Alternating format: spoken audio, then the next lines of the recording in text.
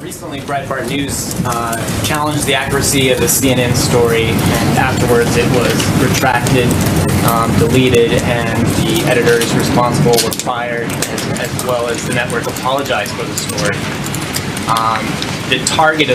One of the targets of the story accepted the apology. The president went on Twitter this morning and repeated that CNN was fake news. Why isn't their response good enough for the president? I don't know that it's that the response isn't good enough for the president. I think it's the constant barrage of fake news directed at this president probably that has garnered a lot of his frustration.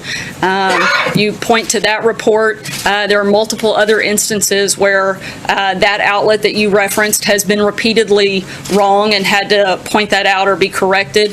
There's a video circulating now. Whether it's accurate or not, I don't know, but I would encourage everybody in this room and frankly everybody across the country to take a look at it. I think if it is accurate, I think it's a disgrace to all of media, to all of journalism. I think that we have gone to a place where if the media can't be trusted to report the news, then that's a dangerous place for America. And I think if that is the place that certain outlets are going, particularly for the purpose of spiking ratings, and if that's coming directly from the top, I think that's even more scary and certainly more disgraceful. And I hope that that's not the direction we're headed.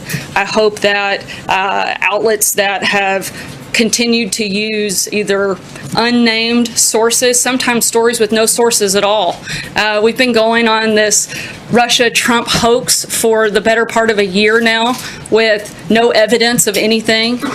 Things like the success at the VA barely get covered. They may get covered for an hour at a time, but this story gets covered day in, day out. And I think America is frankly looking for something better. They're looking for something more, and I think they deserve something better from our news media. Does the president actually expect us not to report on stories of a foreign country trying to influence the presidential election? I don't think it's that it's expected that you're not to report on, again, actual news if there's something there. But again, I think that there are a lot of things happening in this world that frankly a lot of people would like to hear about, whether it's job growth, whether it's deregulation, whether it's tax reform, health care. I think a lot of those things deserve a lot more coverage than they get.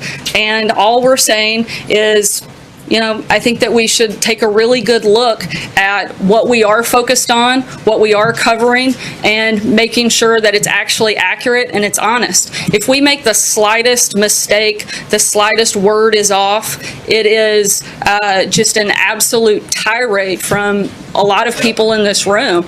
But news outlets get to go on day after day and cite unnamed sources, use stories without sources, have, you mentioned the Scaramucci story where they had to have reporters resign. Come on, you're inflaming everybody right here and right now with those words. This administration has done that as well. Why in the name of heavens? Any one of us, right, are replaceable, and any one of us, if we don't get it right, the audience has the opportunity to turn the channel or not read us. You have been elected to serve for 4 years at least. There's no option other than that. We're here to ask you questions. Right. We're here to provide the answers, and what you just did is inflammatory to people all over the country who look at it and say, see, once again, the president is right and everybody else out here is fake media. And everybody in this room is only trying to do their job. Well, I disagree completely. First of all, I think if anything has been inflamed, it's the dishonesty that often takes place by the news media. And I think it is outrageous for you to accuse me of inflaming a story when I was simply trying to respond to his question. Kevin. Thank you, Sarah. I just rapid fire.